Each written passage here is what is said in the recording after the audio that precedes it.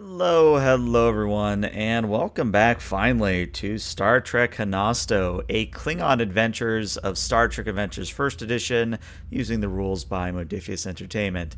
I am Elate, your illustrious game master, and joining me are four lovely individuals who we'll get to meet right away. Starting with Mr. Steadfast Pig. Steadfast, who you playing, and anything you want to shout out?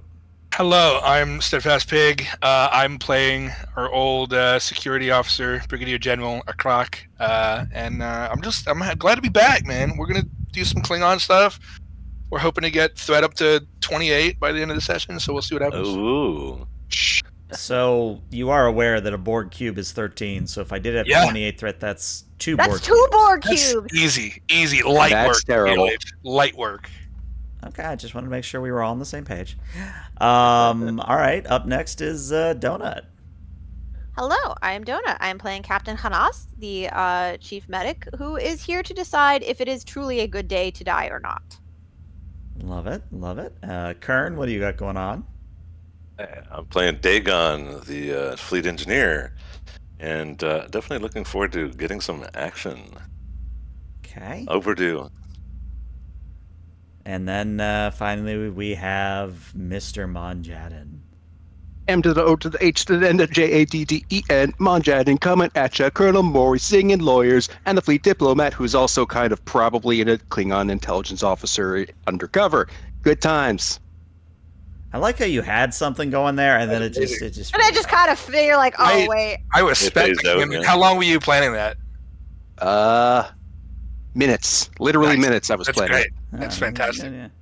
That's No, pretty good. Chad, I can't take threat for that because if I start taking threat for players singing, then I have to give them momentum if I start singing. It's a very careful balance. It's very respectful balance. It wasn't singing. Point. It wasn't singing. It was freestyling. God. Yeah. All right, whatever we want to call it. Let's get the intro going, and then we can get started proper.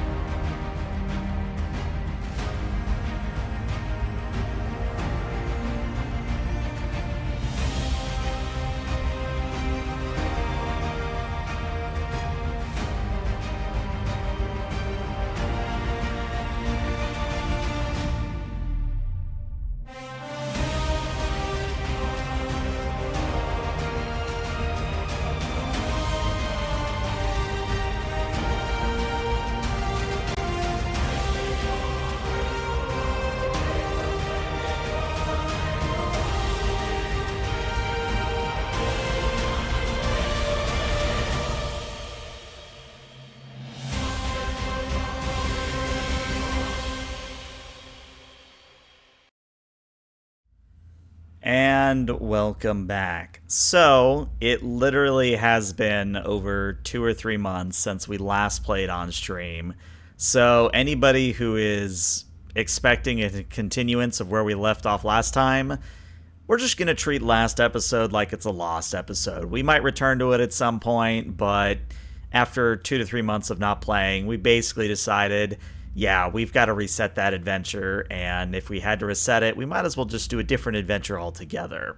So it is something where if you're watching this on YouTube, you're probably wondering why there's a second episode 13. Now you know why. In any event, where we will resume our story is the Klingon crew of the I.K.S. Mangholm, the Durgath-class attached to the I.K.S. Honasto, is currently just out exploring, out planting flags and doing things for the glory of the Klingon Empire in the Segue galaxy, while the Honasto remains behind at the Drin homeworld to supervise the construction of the starbase there. But as the Mangholm is at warp, and all of you are doing your own thing, whether you're on the bridge or, wherever you happen to be on the Mangholm, the comms officer on the bridge, kind of turns to anyone who's present and goes, "Sirs, I am picking up a, for lack of a better term, a call to hunt. Shall I play it over the speakers?" Yes, please. Hell yeah. I mean, heck yeah. Hunt what? Well, perhaps the message will tell us. And he pushes a button. And it's a very weird voice, and I'm not going to do it because I want to be able to speak for the next 3 days. But kind of imagine like a chain smoker mixed with like vocoding. So it's kind of like Doctor Professor Mrs. the Monarch mixed with like Optimus Prime. So it's like it's this weird mixture kind of thing going on. But what the message says is, "We are the Levry, and we invite anyone who can hear this message to join us in a glorious hunt for trophies, honor, and valor." And I will put Levry in chat for notes. Levry. They're singing her song. They said the magic There is word. absolutely the H no word. problem with any of this. Where are they picking up the comms from? Comm officer looks and says, "The signal is being broadcasted from a small installation above a rogue planet, sirs. Shall I divert course?" Sounds at least How passively interesting. how far out? About 15 hours at maximum warp. Do we have what's her face, Dr. Hinden on board with us, or is she back on the Honasto? No, Hinden's with you. She's just kind of like, "Oh, okay. There's people called the Levry. We've never met them before," kind of a thing. Neither have we. Well, I don't see why not. I mean, we're out to explore. It's somewhere we need to explore, right? I guess we should check with Captain Drelos. Technically, Is And they anybody speak our else language. Right. They are right. Those values are right up our alley. So Is there anybody replying out to this call in the clear, or anybody like saying, hell yeah, I'm in, count me in, we, the Kubash, are totally down for this, but we're helping a friend move this week? Is there anybody replying here? Well, the comm officer does a scan and says, "I am unable to detect any hails in the open aside from this broadcast, but I am noticing that there are several ships of varying design on long-range sensors." Do any of them outclass us in size or perceived firepower? Now that sounds like someone needs to do a roll. So anybody who wants to do this, I'll let you all decide who's doing it, but this will be an insight and a security, and the Mangholm will assist you with a sensor security. The difficulty on this is just a 1. And yes, Chad, I do remember I did give them their momentum already, and I am saving that complication for later. Nice. Ooh, I'm probably not the one you want to do insight security. same and same. I mean, I'll do it. It's not great, but we only need 1, so I don't have any applicable foci. But the numbers aren't bad, Mason. So I should be okay.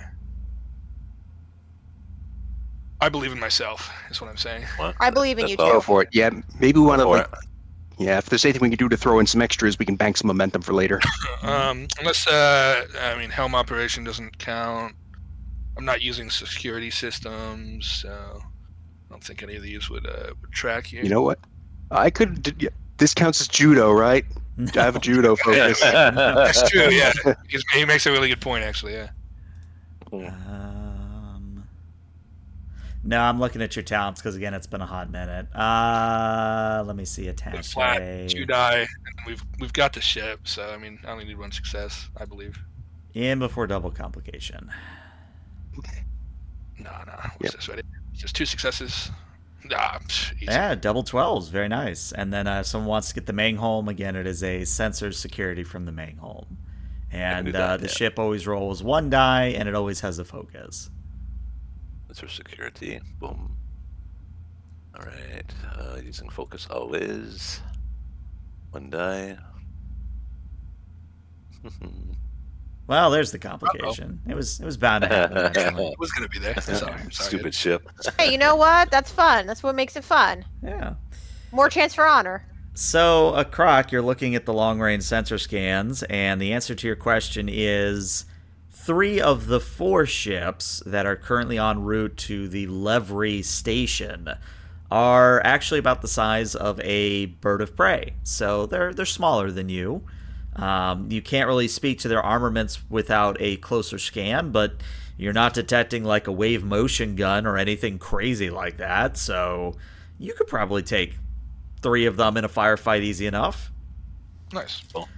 However, the 4th ship is actually one that outguns you and is larger than the Mangholm. And the reason for that is because you remember the Zidrak. Do you remember the Zidrak at all? Yeah. Mm-hmm. So the Zidrak are sending another one of their brick ships to go investigate this signal. Oh, cool. More like brick shits. Let's do it. Well, I mean, they're our pals, so they'll probably be okay to see us. One of the Zidrak brick ships. Cool. Mhm. Just writing it down. Cool. Yeah, I'll relay that to the squad. Appears that 3 of them are smaller. One of them is one of the Zidrak ships. So at least we'll have one buddy over there when we get there. So Yeah. this at least seems interesting. Perhaps could introduce us to more of the civilizations in this sector. So Mhm. I think it's in our best interest to head over there, continue scans while we approach, try to learn it's more a about hunt. the system. It's a hunt. I'm curious, excited to see what we'll be hunting for. But Indeed. it'll be a good time. We won't know unless we go in. What did you guys name? Always that honor in a hunt. What did you guys name that dinosaur thing we killed all those years I'm ago? Oh, scrolling geez. back up in my notes. Trying to find it as well. Maybe we'll find another one of those. George, maybe? Guicha. This one I found it. That guy. Ah, yes. Maybe we'll find another glorious Guicha to kill. Mhm. I'm adding it to my You'll notes ha- here. We shall have the cooks ready the buffalo sauce for its wings. The buffalo sauce. Oh my god. Make sure there's a lot of extra ranch. Oh man. Oh my lord. All right, so we're gonna do the old '80s cartoon where we just see doo-doo-doo, and we arrive at the Levry planet. So the rogue planet that the Levry station is above is indeed a rogue planet. It is quite literally just a world soaring through the cosmos, not attached to a solar system, not attached to a sun, just kind of doing its own thing. However, It's very independent. it's very independent, yeah. However, rather than being a cold, lifeless ball of rock, it's actually a Class M world. And when you run a sensor scan, what you're noticing is that there is a series of atmospheric protectors in the upper atmosphere that is keeping the planet below warm and containing the Class M atmosphere. And to give you a description of what the Levry station actually looks like, I'd like you to imagine kind of the Citadel from Mass Effect, but not nearly as large. So it's still kind of got that like almost claw-like or star-like design with a ring in the middle, but it's definitely not meant for, say, the Honasto to come say hi. Like, the Honasto would be bigger than this station. I am Colonel Mori, and this is the most honorable The most honorable door thing on the on the Citadel. Levry station. But as you approach, the Levry do hail you, and the comms officer puts it on screen. And what you see on the view screen is something that resembles a cross between what's a good descriptor here? Like an anteater mixed with like a lion. So you kind of have that long anteater kind of snout where the tongue comes out. but then you also have this like wild mane, like a lion mane coming behind the head. Interesting. They appear to be digigrades, so they actually kind of walk on their heels, or not on their heels, they walk on their toes. And they are also very glamorous, is a nice way to put it, where they have on lots of jewelry, lots of ornamentation. But as you look closer at this ornamentation, you realize that it's not like jewelry. From the looks of it, it looks like to be bones and little tiny skulls and almost like a 40K player's wet dream, if you get where I'm going with this. Yep. Very cool. But the livery on screen says, we have not encountered your species before. I welcome you to the Hunt Planet. My name is Segue. And I'll put that in chat. I am Colonel Mori. We are Klingons, and we take glory in hunts as much as any other hunter would. We would hear the details of what the prey shall be. Well, we would be happy to share that information with you immediately. And Segue kind of looks off screen, nods, and the comm officer reports, I have received the report, sir. Shall I display it in picture-in-picture mode? Yeah. Good man. All right. So, the view screen does the picture-in-picture thing. And what you're seeing is, and I'm going to let Honasto do a roll for this in a moment, but what you're seeing is a biological readout of what appears to be some kind of, like, monkey that has been mixed with some form of shark. So if you remember, the Dren were kind of shark-like. This is now a shark mixed with, kind of a different species. Gotcha. Okay. And Wait, the interesting... are these things quadruped or biped? That's what I was so getting far? to. Aha. Is that they're actually tripeds. Oh, Right, see, it's split the difference interesting. there. Okay, so it's not left shark. Okay. Yeah. Mm-hmm. Rest in peace, Left Shark. You did us proud. But no, they are triped, but it's not in the way that you were thinking, where it's like the Edosians, or not the Edosians. What are they in the animated series? It's E something. Edosians. Is it the Edosian? Oh, Yeah, okay. it is. Yeah. Okay, so Weren't it's not they like the on- Edosian, where it's like literally 3 feet, and then you kind of have a humanoidish form with 3 arms. This is more like the front 2 feet, arms, whatever you want to call them, are on the ground, and then kind of a third appendage kind of swings underneath. So it actually shows an animation of the creature moving, and what happens is the two legs anchor themselves. The third one swings forward, so that's in the middle of the leg. It takes the weight, the 2 legs swing forward, and then that kind of repeats as it moves along. So it's like a tripod kangaroo, kind of. Yeah, that's a good description. Yeah, I That like is, Wow. yeah, kind of like, Huh. or I was thinking kind of like rolling, kind of like rotating, like a rotation motion, sort of like going between the leggies. it. Mm-hmm. I'm glad we're going with your mental picture, because mine was very different. Mhm. He hasn't even talked about the reproductive organs yet. Whoa! That comes later. Yeah. But Wow. what you are seeing is that there is a name attached to this that your universal translator translates as belonging to the Nirin. The Nirin. And Kanas, now that you've seen the schematics for this creature, I'd like you to give me a reason medicine, please. And you do have xenobiology as a focus. The difficulty on this is going to be a 2. You. All right, let me do this then. Let me Well. not do this. Oh, So you're looking How did- at the schematics and you go, yeah, that's a triped creature. Looks good to me. Looks good to me, fam. yep. No venomous organs detected. Sure, it's Proceed. fine. It's totally fine. Look, my little beepy thing said it's fine. Are these creatures indigenous to this planetoid, or hostile, or are they placed here specifically for your hunting purposes? And Segue, the Levry diplomat, says, well, as part of the Levry Empire, we maintain a number of hunting habitats.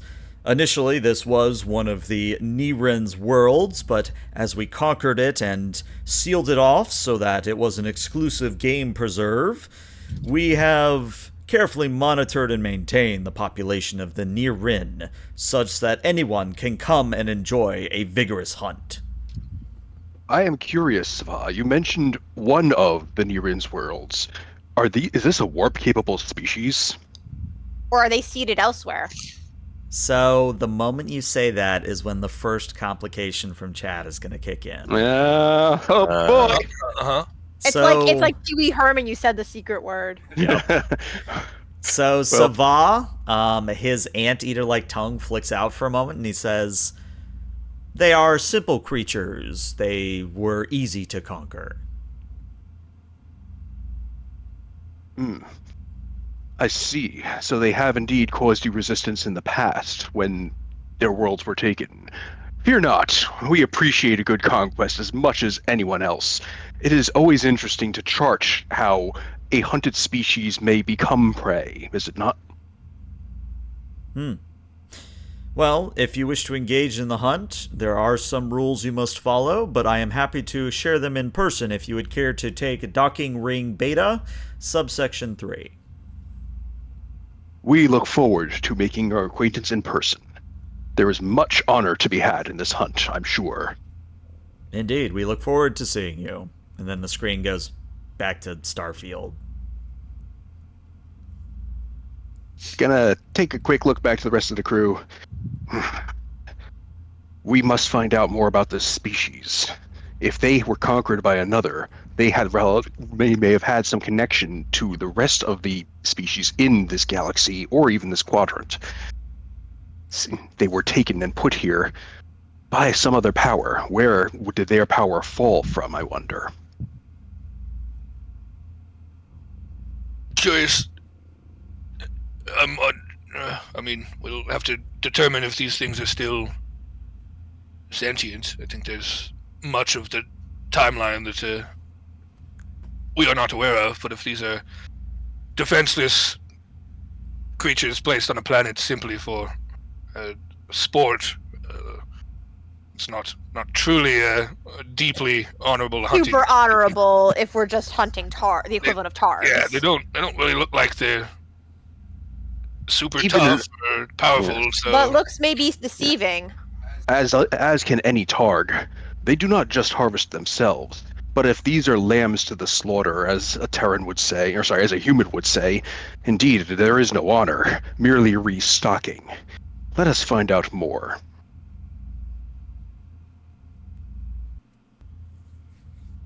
Agreed. I think we should just assemble a small team to go and meet with them, learn more of their methodology for the hunt, and if they can tell us more about the use of Nirins. If they are truly honorless, perhaps they will roast well. We need not eat the dishonorable raw. Alright. So, I'm imagining the away team is all of you, because it always is. Sure, why Sure. not? What if anybody else wants to come and hunt? If anybody wants to prove their honor, blah, blah, blah, sure. Not like we're going to stop them. Would Professor Hinden go? I think Hinden's gonna go just because she wants to check out the Leverie and maybe just learn about the Leverie, but I don't think she's actually gonna go on the hunt.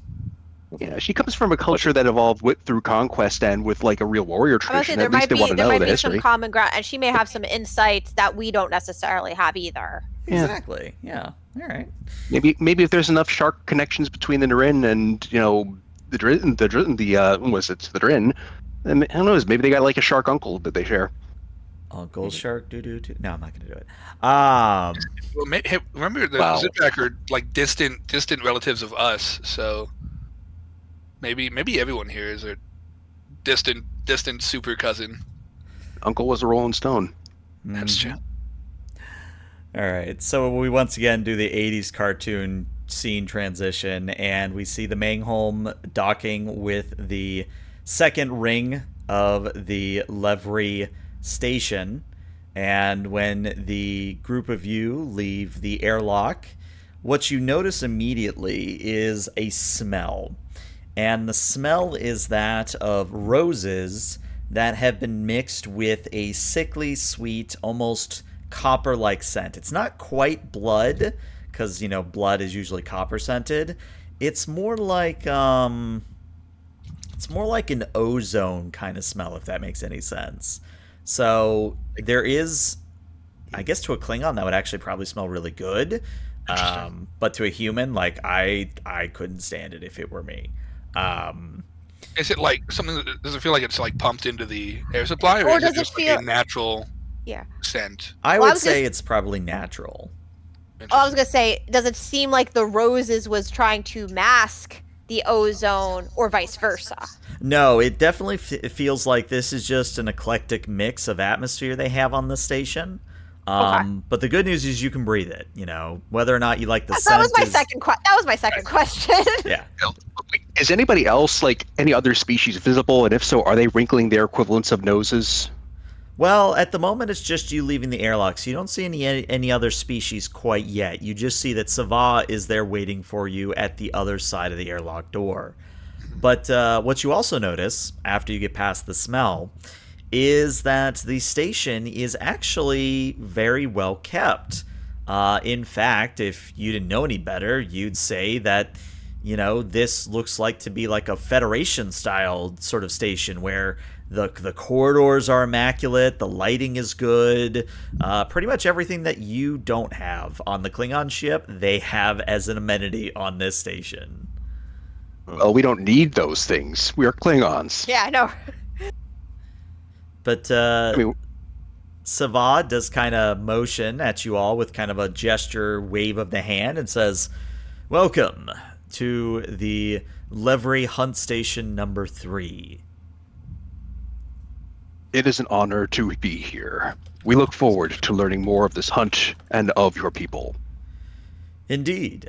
I only have so much time before I must greet the others who have come to answer our call, but I will do my best to answer your questions as I take you to one of the hunt preparation chambers." Lead the way.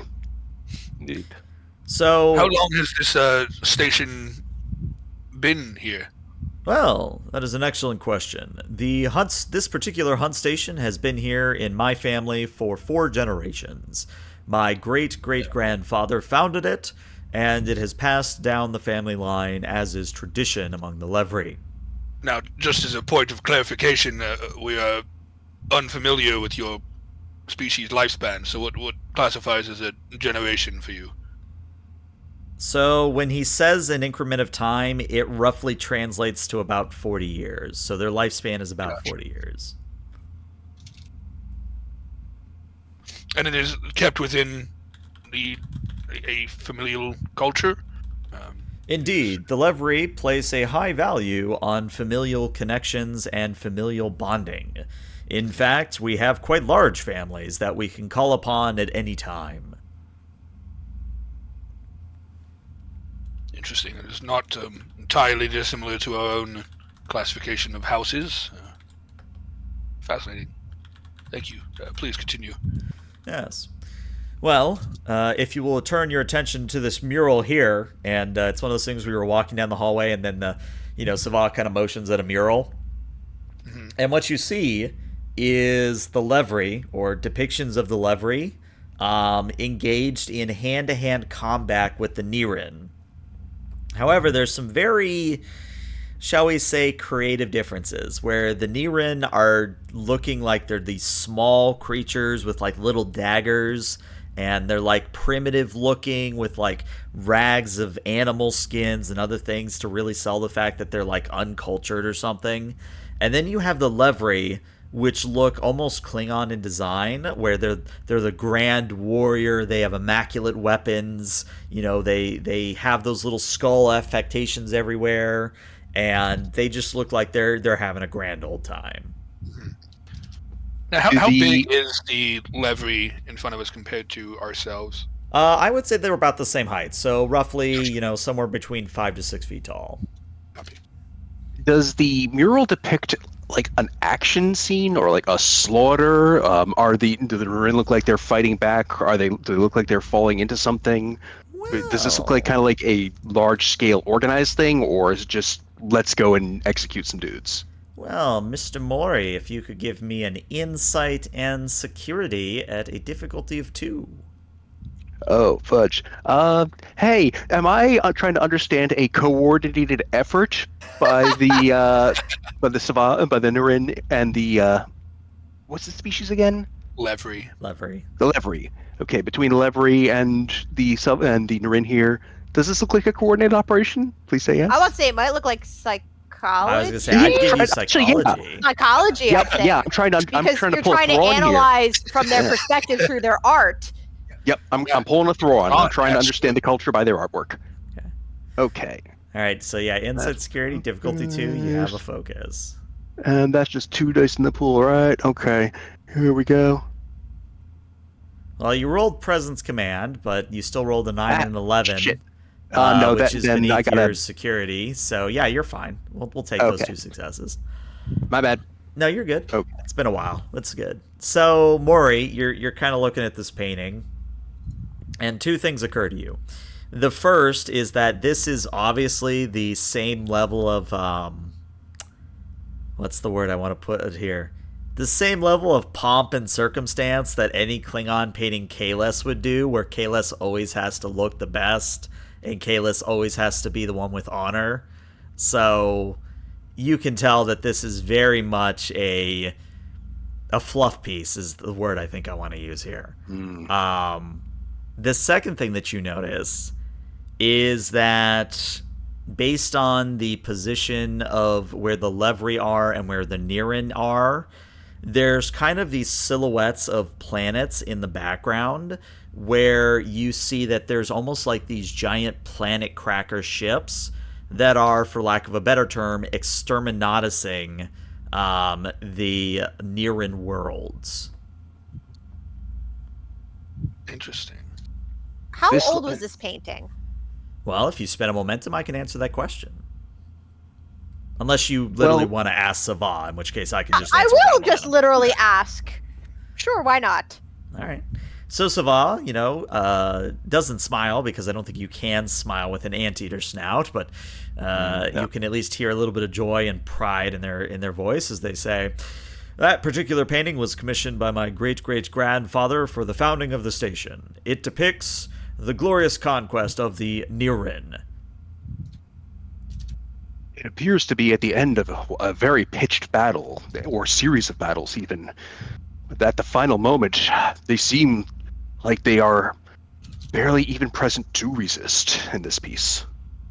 Were the Nirin spacefaring culture or technologically advanced when you and the Levi decided to conquer them? Or? No, they were primitive creatures. However, when they killed our first away team that investigated their world, they did so with such tenacity and ferocity that we knew that this would make an honorable hunt target for the rest of the Empire.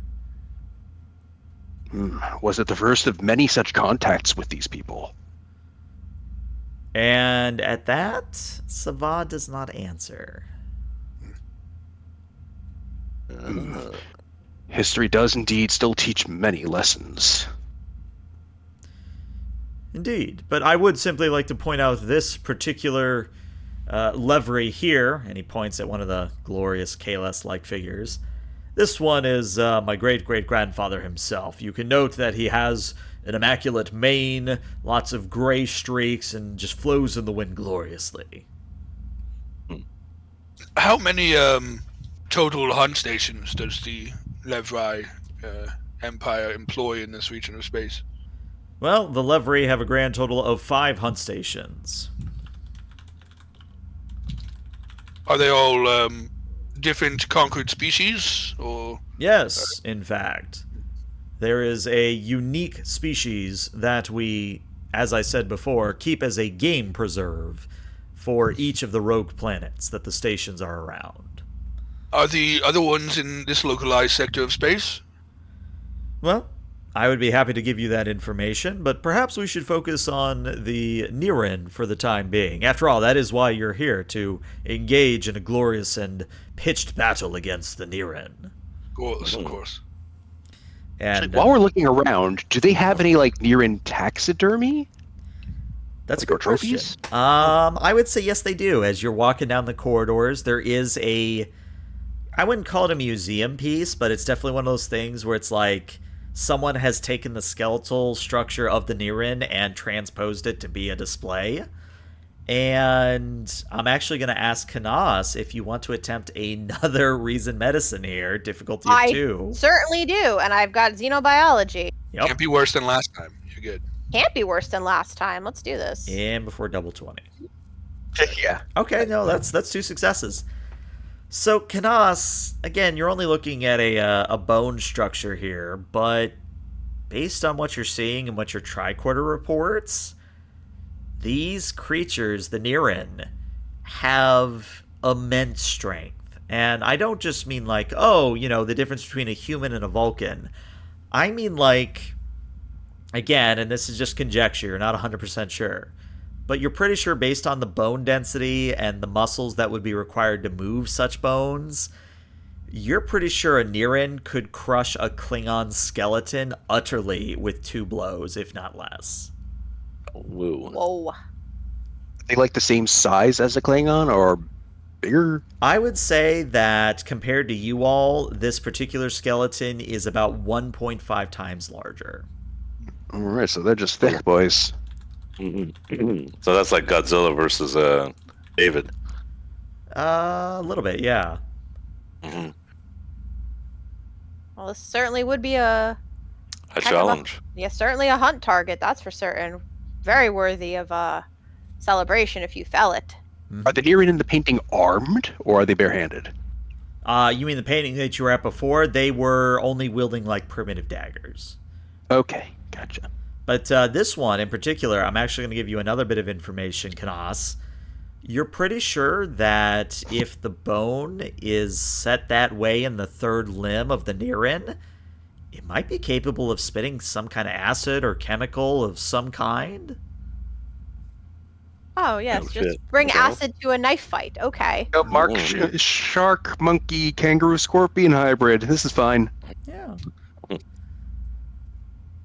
Listen, the Animorphs budget only had so much. We had to reuse set pieces, so, It's like playing Sim Life, where you just smack all the different animal parts together and have at it. Spore. Spore, yeah. Good lord, Spore. I miss I'm too Spore. old. I don't know. I didn't play Spore. I'm too old for that. You didn't miss much. If we're being honest, you didn't miss much. Anyways, but as you stop and you look at the skeleton, Savah sort of says, and here is, of course, one of the prized things in my collection.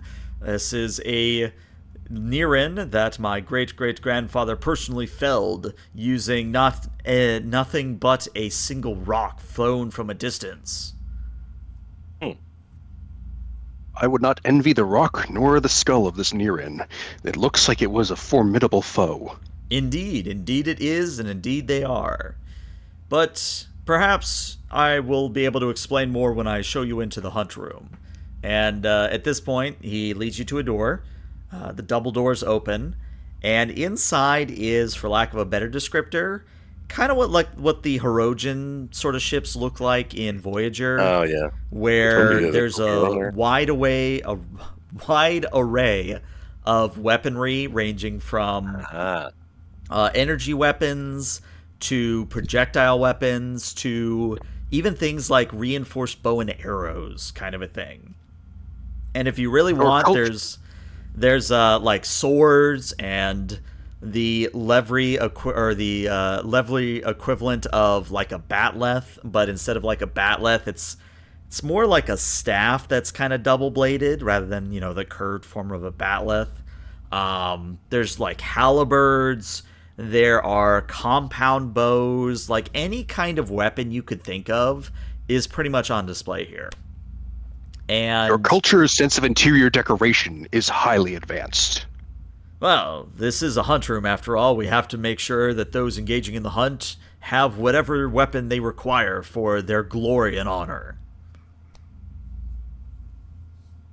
Oh, we. Which weapons would you recommend? Well, and Saval looks you up and down.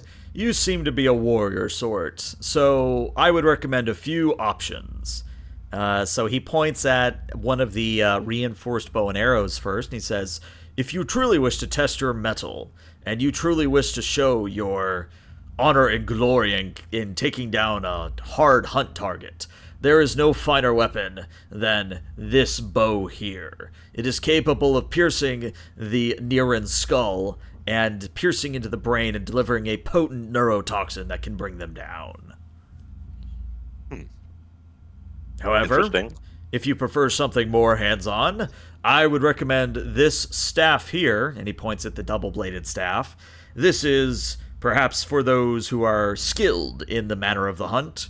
It is something that you can engage in hand-to-hand combat with the Niren, though personally I would not recommend it if you can take them from a distance, but it is of course your choice. And then of course, if you simply wish to hunt and leave, I would recommend these neural pulsars here, which can stun the creature or kill it, depending on your inclination, and would allow you to snap photos, take trophies, etc., etc. Are we permitted to use our own weaponry when entering the hunt, or are we...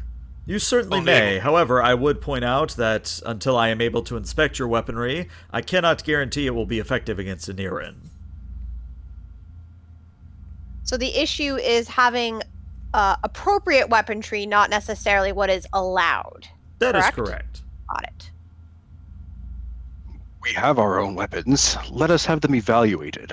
Nothing would bring greater honor to the Klingon people than to bring down prey with Klingon weapons. Oh, I didn't think to bring my fancy batleth. We have transporters. That's true, we do. Yeah. So do you just transport a few batleths and mechleths and diktog daggers? Do you just transport the armory over? Yeah, transport us a few of, our sped, Okay. batless, disruptor pistols, Dog McLath, and be like, hey, which one of these would work and which ones wouldn't, so we can get a feel for it. Okay. So you beam over some samples, and Sava kind of picks their way through each of the weapons, and they take a look at the Dictac dagger and go, no, metal's not strong enough. It would snap off when the Niren were to rear back, and he kind of puts the dagger down, picks up the mechleth. Good blade, good weight. However, once again, the Niren bone structure and Niren skin, this would be very limited in its effectiveness. Puts the mechleth down. Picks up the batleth, does a few practice swings, and says, a very sturdy weapon. Yes, I do believe this batleth, you called it a batleth? This batleth would be sufficient, but it would be very challenging for you to take down a Niren with it.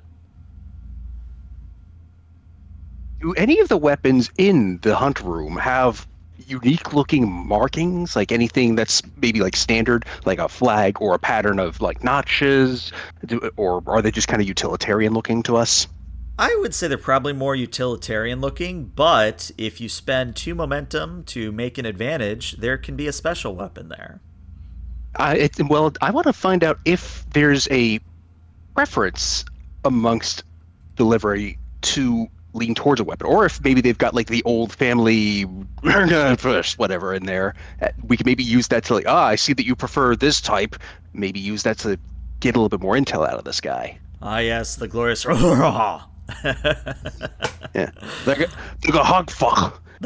So is sure. Hold why on, not? no, we can't cross streams. We don't want to make the Klingon hawk to a girl. No, we don't want to. No. Says you. Yes. Correct.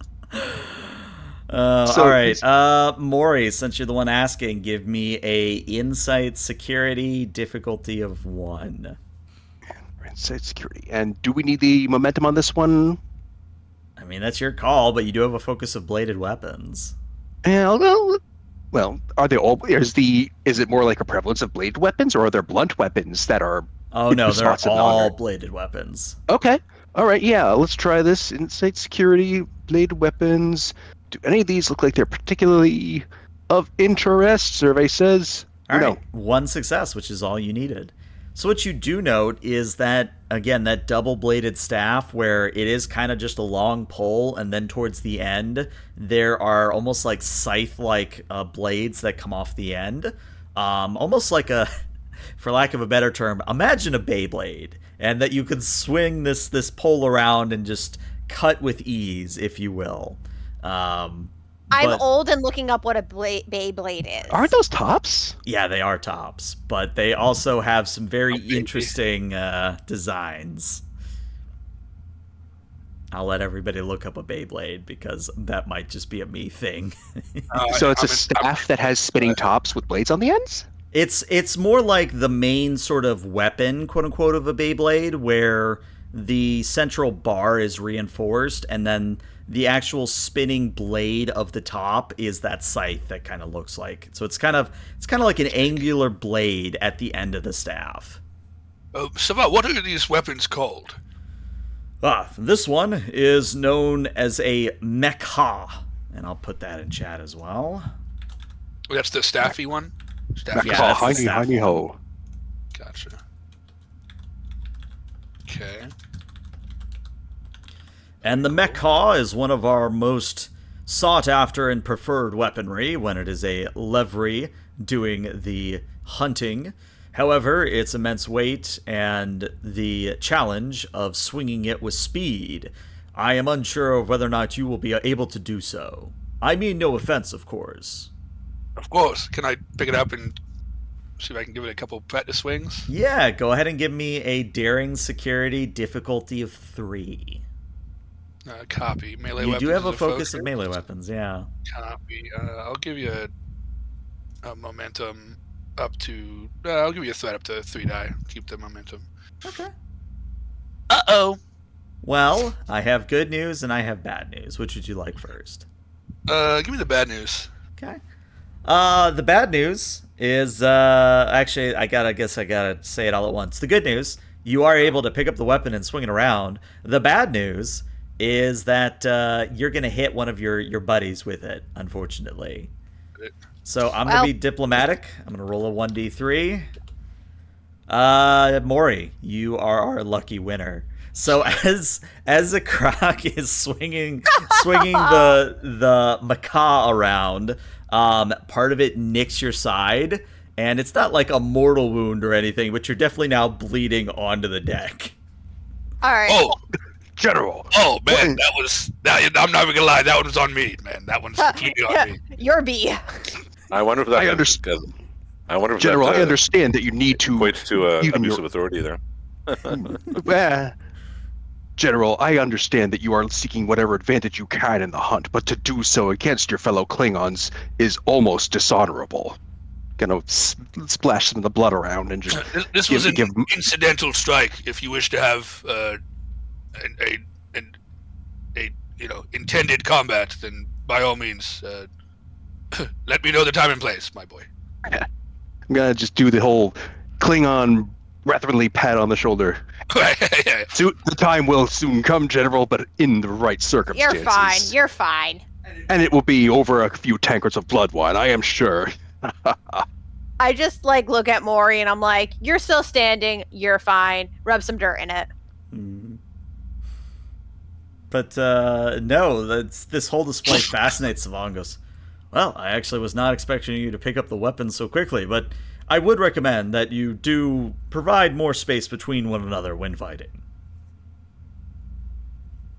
Yes, it's somewhat different than our style. We prefer to get very up close and personal, but I respect your craftsmanship with it.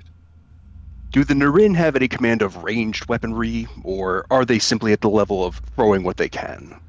They are a very inventive species. In fact, we have noticed that of late they have tried to replicate the same style of bow that you see on the wall there, though they aren't unable to use the neurotoxin like we are. Is there anything in this hunt room that looks like a sword and shield combination, or something that enables blocking stuff, or are they just simply nope over it? So there's a very, how do I want to say this? Has everybody played Monster Hunter? Anybody? Yes. Seen it? I played the Monster Hunter crossover in FF14. Does that count? Close enough. Okay. So, for lack of a better term, and I'll describe it a little bit more, but for anybody who's played Monster Hunter, you do see a gun lance. For anybody who's not played Monster Hunter, a gun lance is basically a shield, and then you have a literal lance that there is an explosive charge in the actual sort of point of the lance, that when you slam the lance forward, you can embed the lance into your target and eject it. And basically, it's kind of like a gun blade in Final Fantasy, where it's not so much the fact that there's a projectile coming out as it is the vibration that causes additional damage, if that makes any sense. Gotcha. So I need to pick up Monster Hunter now. What about the halberd-looking things, polearms or something like that? So the halberds are just basically halberds that are larger. They have a lot of weight to them, and they are more or less made out of sterner material than even your bat'lev. Wow. Groovy. Dagon's gonna use his tricorder to make an analysis of the metals. Okay. Give me a reason engineering difficulty of 2. Alrighty then. I'm gonna take an extra dice there. Okay, Both, with one momentum or threat. Momentum. Okay. And then, you know what? I'd actually give you reverse engineering and edged weapons as focuses here. Nice. If that could I do an assist on using bladed weapons focus something? If you want to look over his shoulder and collaborate, sure. Is it reason engineering? Yep, reason engineering. Okay, Uno. Wow. That's all right. I don't think I need the assist. Oh boy, I love I this. believe For us. he's got it. Oh All right, my 6 I think- successes. I think you're good, fam. Let's So- take some momentum out of that. Yeah, you definitely get your momentum back. You're up to 5 now. And yeah, you both are looking at this. And then you kind of look over at Sava, and then you look back at your tricorder. If this tricorder reading is correct, what the Levery have done is actually sort of mold or basically break down the bones of a Narin and repurpose them into weapons. Oh, Huh. interesting. So those little skulls, those little like 40k like ornamentation that Sava has on their person, those are the same material as the weapons. Wow. Wait, little skulls? Yeah, Do there's they, like little remold- tiny skulls that are like stupidly small. So, Oh, go ahead. hole up. Do it. Say it. No, I don't know what you think I'm gonna say. Oh no, I thought you were gonna say something. When you say hole up, I know No, this my good brain shit. is thinking. I'm just trying to parse this. Okay, got it. Did they liquefy the bone and then turn it into smaller skulls? Did they shrink the Yeah, skulls? like How- Yes. Yes, that is exactly what happens, where they melted the bone down, they molded it into smaller skulls, and then they made it jewelry or affectations. I mean, that's pretty. Wow. That's pretty hardcore. Okay, what's the collective age of this entire species? 12? Oh my god, I love this. I mean, It's great. this is pretty. Wow. Yeah. What do their sketchbooks look like? Anyway, I'm gonna borrow me one of these. One of the halberds seems interesting enough. I'll definitely have Forearms to are- look into the process, how they process the bone into and convert it into other shapes there. Yeah. And here, I'm actually going to just copy my notes up to this point so that everybody's on the same page. So the halberd is a guvwi, and if you want the gun lance-like thing, it is a dushba. Interesting. Okay. Spa. These guys have a lot of phonetic similarities to Klingon stuff. They do. Indeed. Spa. Goofy. Are you as a Levy representative, how do you feel about the other species in the sector? We've encountered the Zidrak not too long ago. Do you generally have positive relations? Well, as long as everybody who comes to this hunt station and to this planet engages in the rules of the hunt and does not cause issues for others, we are happy to provide a interesting and safe environment. And I use the term safe loosely, of course, but we are very much a neutral third party in most of the galactic affairs of this region. I see. Which brings me to my next question. Is there payment to hunt here, or? We What do simply require a offering of some kind. This offering can be a piece of technology, this can be a piece of knowledge, something that will enrich the Levery people. Let's see. In fact, I can think of one time where my great-grandfather received a copy of a song. I don't remember the name of the species that gave it, but Oh I boy, do do we have recall songs for you. I do recall that song was something that actually hit the top 20 charts for quite a long time. Oh, that's lovely. If I may ask, Sava, you have many great things to say about your great-grandfather and your great-great-grandfather. Have you had no chances to claim your own honor that we can know of? And at that, he actually kind of raises his arm and he motions at one of the gauntlets he's wearing. And it is kind of like a World of Warcraft gauntlet where it's like stupidly big and it's got a bunch of those little skulls on it. And he says, I personally forged the gauntlets that I am wearing. Every single skull, every single little bit of ornamentation comes from a Narin that I personally slew in combat. Wow. A smith and a warrior is always a fine combination. And how many have you slain in combat? Oh, well, I lost count around 803, so somewhere in that ballpark. All Narin, or have you done expeditions at the other hunting stations before? Unfortunately, my family is in charge of hunt station number 3, so I have not had the personal pleasure to investigate the other hunt stations. But I understand that hunt station number 3 is, well, one of the best. Good.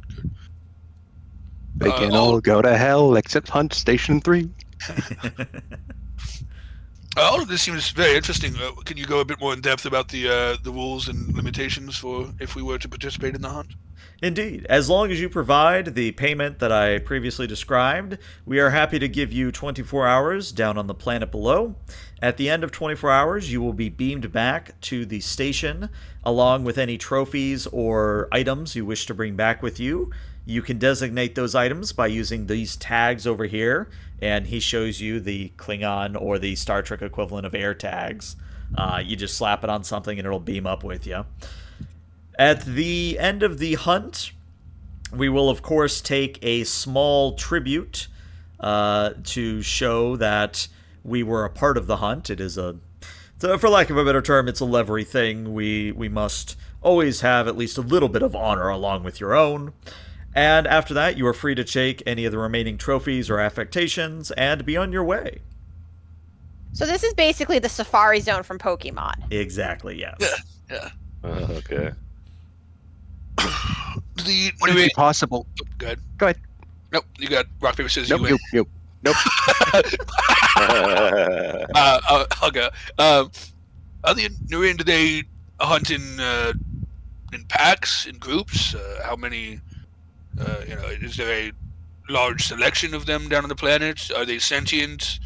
Do they have dens or places that they shelter in? Now, see, you've said another magical word, and I have to roll some dice.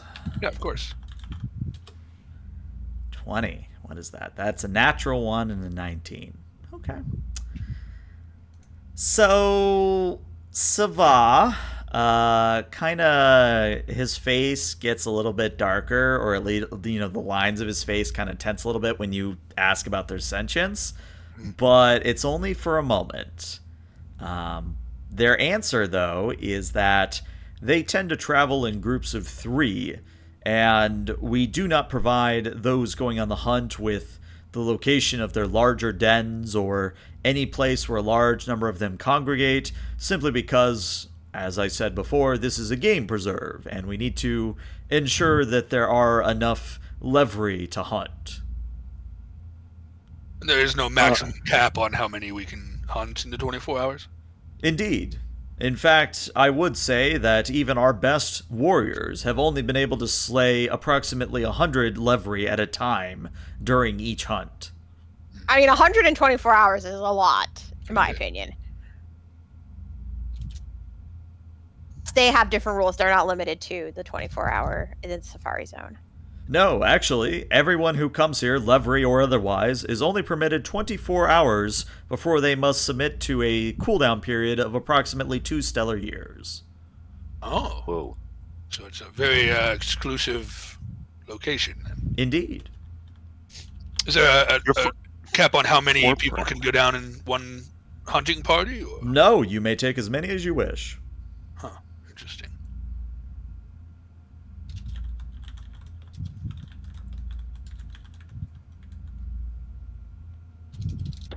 Sorry, we were just having a spousal moment. So, wait, he said like they've killed. The best warriors have killed 100 in a 24-hour period. They killed 4 per hour. But I said you probably take into account sleep and eating at some point and logistics. It's not purely machine gunning. Yeah, But that's the scary part. If you're hand-to-hand fighting these big dudes, claiming 100 in 24 hours, assuming 6 hours of sleep, that's a fucking lot of That's guys. a lot of them. That's This why is I like said Doom. to only 100 is It was based on individuals, not group numbers, right? Well, that was a group number. Oh, okay. Gotcha. okay, that makes more sense then. Interesting. Like, if it helps paint the picture, imagine, the Predators going after the aliens, like the franchise Alien. Yeah. And it's just that they are very, very good at killing each other. Okay, cool.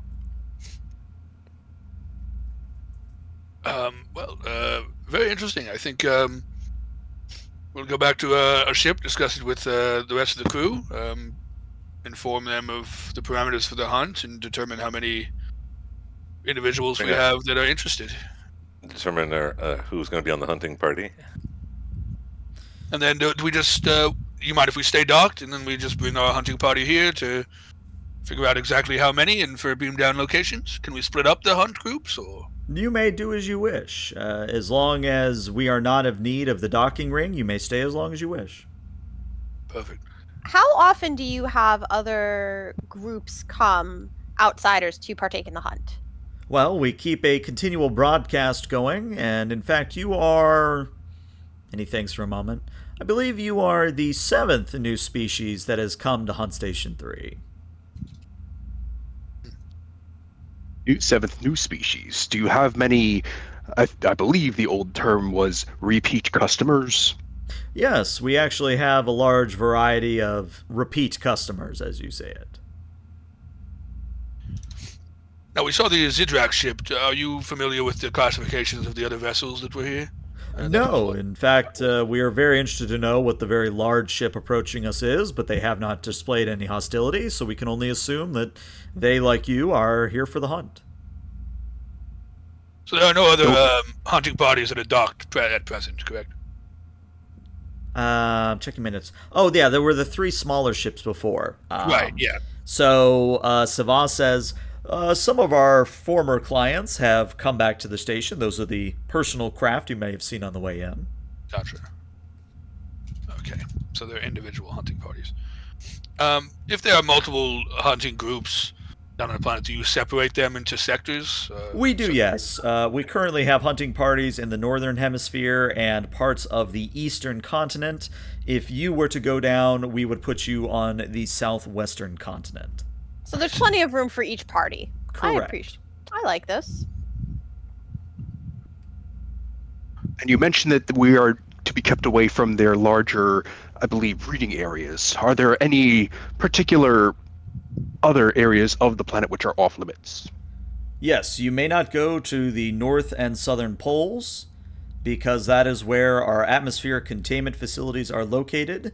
They are under guard. I don't think it will be an issue, but let's just say that we've had a few people try over the years to mess with the atmospheric conditions of the planet, and we had to deal with them with extreme prejudice.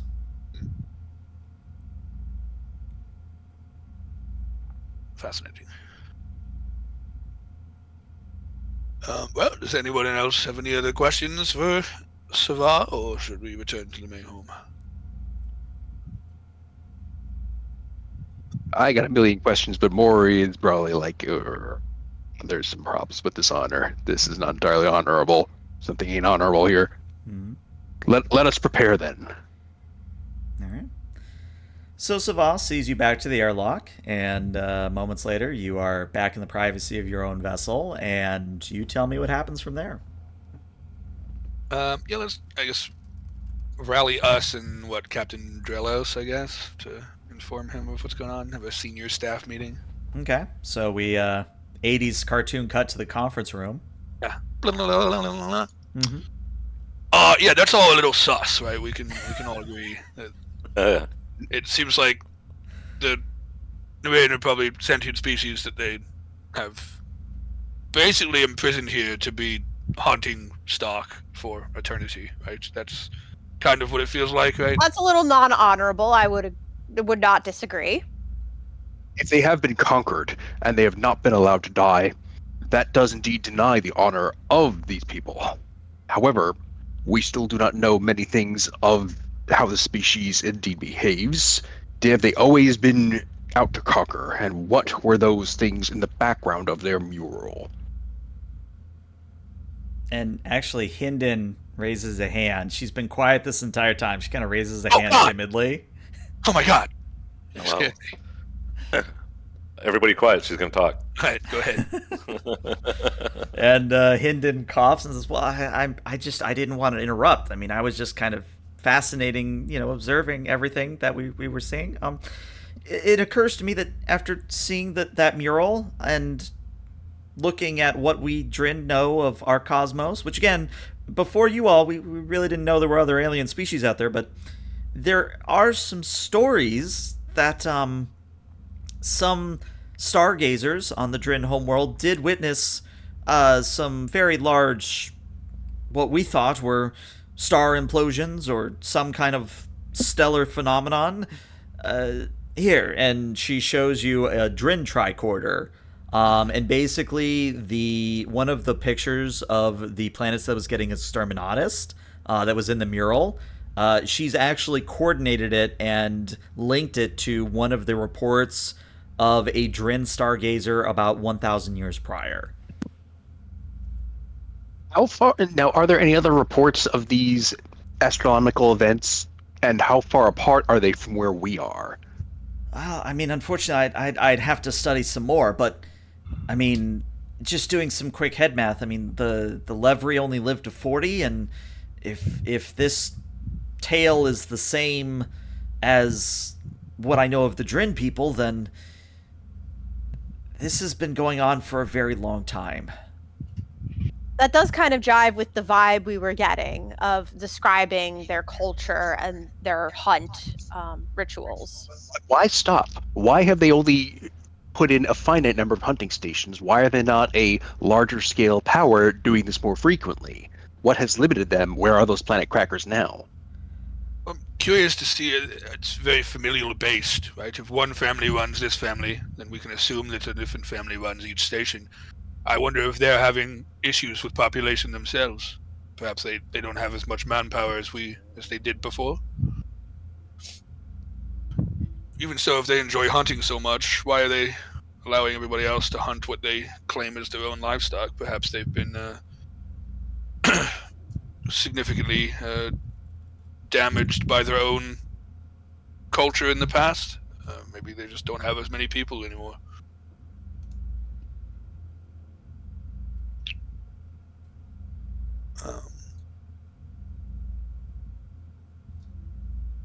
So, I mean, what do we want to do here? I mean, I personally don't find any significant amount of honor from a hunt such as this. There is no dishonor in hunting within a hunting preserve if the prey are indeed worthy of a hunt. The question is that worthiness. If they are a subjugated species, if they have been conquered, then they have been conquered. They have fallen before a superior foe. But if they are being corralled and simply used as little more than entertainment with meat involved, it is barely honorable. We can always split the difference. We may participate in their hunt, make a gift of some insignificant part of our culture that they may dwell upon, seek what we can, and depart. But we must keep our minds open and our blades sharp. it's at this point that the comms officer, who I really need to give a name to this comms officer at some point, but the comms officer sticks his head into the room and goes, sirs, madams, I'm getting a hail from the Zidrak ship. I believe you know them. One. Oh yeah, it's one. Oh cool. I just I love that guy. Yeah, put it on in here. All right, so a hollow display of one, the Zidrak ambassador, What's up? kind of appears and says, and again, when the Zidrak speaks, it's kind of with like Gregorian chanting and hymns, so there's a little bit of translating. But Kern, I already know what you're gonna say. I know that you have the special comm badges that you were working on, so you can jam the Siren's Call. Don't worry, I have notes. Yeah.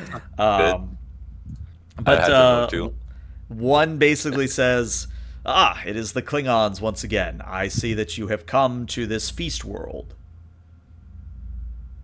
East. You called it a feast world, so you all, I'm sure, have been frequent. Have you been here before, or? We have encountered the Levery before. As I said when we first met, that we have only met a small amount of alien species before, but the Levery were one of them. Now, one thing I'm going to point out is that somebody said something about the brick ship and not knowing what it was. Right, the Levery. Savaz said that we don't. He didn't know that ship, right? Yep. Okay. Interesting. Yeah, I made a note of that. And have you engaged in this hunt that the Levery offer to people who come to their station? We personally did not engage in their hunt. However, we are in need of some new supplies, and we are hoping to engage in some trade before we head back to the planet that we met you on.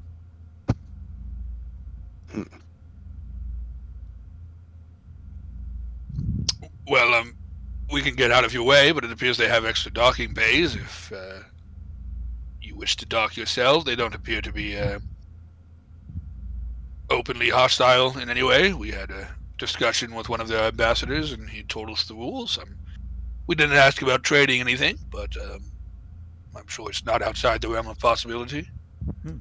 Well, we are still 3 days out by my helmsman's reckoning, so have fun for 3 days.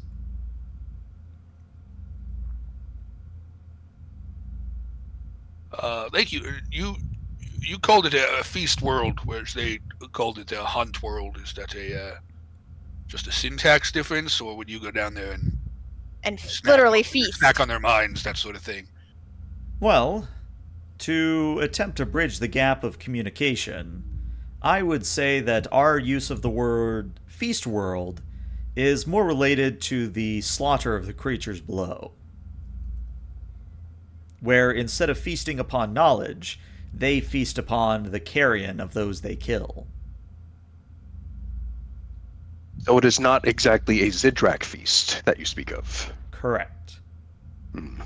See. And when you encountered these Levery before, was it this station or was it a different one?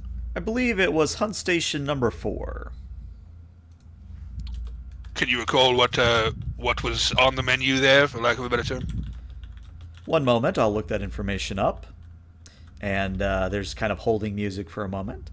Yep. Yes, I understand that this was a species known as the Gova. And I'll put it in chat here in a moment. Just gotta find, there it is in my notes. And copy and paste. So is there any syntactic parallel between the weapon, the Guvwi, and the species, the Gova, or is that just happy coincidence? The DM is smiling but cannot reveal pertinent information. Aha!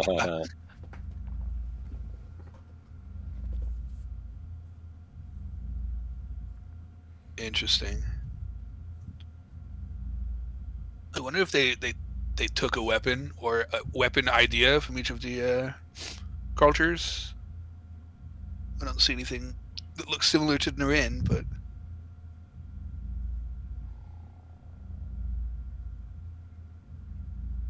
and one, by all of your accounts, it appears situation was very, very similar there.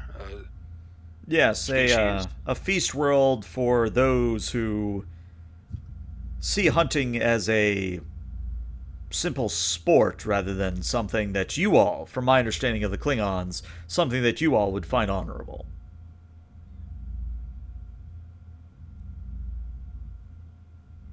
I see. It seems indeed this is less of a test of honor, courage, and wits against a possibly superior foe. They make great deals of taking these trophies, of celebrating their conquests, but they tell of no victories. They speak and brag only of slaughter. There is very little honor to be found so far. And if one was capable of smiling, they would, but you can hear it in their voice and say, let us simply say that if you need any support, you have 3 days until we arrive, and we would be happy to support you in the efforts of furthering the Klingon and Zidrak alliance. I see. Interesting. Well, thank you for the proposition. I'm sure we'll be in touch one way or another. Very good. And then the communication cuts out. Did one just kind of back us in case we want to do terrible things to this space station here? It's kind of what it felt like. Terrible what I things to the understood. He was station. not going to chastise us about it. Yeah. No. He seems to gain the chance to have the Feast of Knowledge that has not been denied to them before. If the Zidrak do not know of the truth beyond this hunt, it perhaps falls to us to find this truth, and whether or not there is honor in that truth. Because there is honor in truth, and in truth there is honor. It's at this point that I'm going to spend, let's see, there's 4 of you, so I've got to spend 8 threat. Yeah, I got to spend 8 threat. To say that the comms officer sticks his head back in the room and says, sirs, madams, I'm getting a hail from the planet. From the planet? Yes, indeed. It is not coming from the Levery station. It is coming from the planet itself. Are the Levery able to detect the transmission? Unsure, but it is a tight beam laser transmission directed specifically at us. So targeted, yeah, not the free for all. So, on screen there, what's his rank? I think he's just a random Beck, but maybe we need to give the guy a name and a promotion at this point. An ensign, maybe? Sparks. Just call him Sparks. They're all radio operators are Sparks. But there actually isn't a visual. It's just an audio message. Fine, on speaker. But the message is very garbled, very staticky. But you hear 2 very specific words, and the words are "help us." And that's where we're gonna end today's session because I'm an asshole. Oh, of course. Yeah. Of course. And what's the comms officer's name? I don't know. I'm gonna make a note to give him a name though. Nice. Give comms guy a name and rank. Yes. For as much as Please. I use him as a set piece, he deserves a name at this point. It's true. Absolutely. He needs to go earn his name, dang it. And that's you sheet to go with it. Supporting character. Yeah, I got to give him a supporting character sheet as well. Yeah, that little kid who was the gunner earned himself some honor. Let's let this comms officer get some honor. He's got it. Get his To get a little name as a treat. his merit badge, Morse code. I don't know. Klingon You made a merit really badges. good There's targ a lot. soup, man. Here's your little well. Klingon badge for it. Oh, Lord. Targ Scouts. Targ Scouts. Targ Yeah, that's Scouts. canon now. Nice. Targ That's Scouts. great. Oh my gosh. That's Well, you- great, yeah. That's adorable. They get the little stash with the little badges. Oh, God. All right. Paramount, CBS, if you're listening, make sure to trademark that to us. We thought of Targ Scouts before you. Yeah, eat your heart out, young Jedi Knights. We got our new young adult fiction line here. Yeah. When you instead of Eagle Scout, it's a Cavort Scout. Oh my God, this is writing itself. Let's just let's just record all of this. Rank instead of Weebelos, it's Weebelof. Yeah. So we're actually not yeah. going to play Honasto anymore. We're actually going to play Targ Scouts. We are Yeah. just going to. Right Dude, on. it's Stranger Things, Star Trek, we're all Klingons. I'm down for Klingon kindergarten adventures. That'd be metal. Kind of hilarious. Oh my Lord. All right. Well, Twitch, stick around because we're going to raid somebody, but YouTube, we'll see you later. Bye bye, YouTube. Bye, YouTube.